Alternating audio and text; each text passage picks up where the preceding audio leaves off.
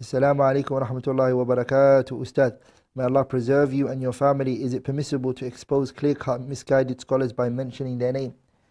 Yeah, if somebody's coming with clear-cut misguidance, it's best, if there is no need for it, to just say 𝗑𝗺𝗵𝗂𝗶𝗀𝗍.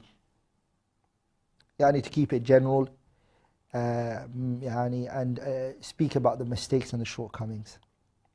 But if it happens that the person has spread the falsehood and there's no other way in which it can be done except through that, or there is a maslahah rajiha, a great benefit in mentioning the person by name and etc., then shar'an it is permissible. Okay, the Prophet did it, alayhi salatu wasalam. He said, 𝗘𝗍𝗵𝗂𝗶. The Prophet said, 𝗘𝗍𝗵𝗂𝗶.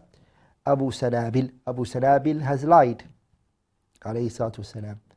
Okay, so it is permissible to sometimes mention people's names if there is a benefit in it.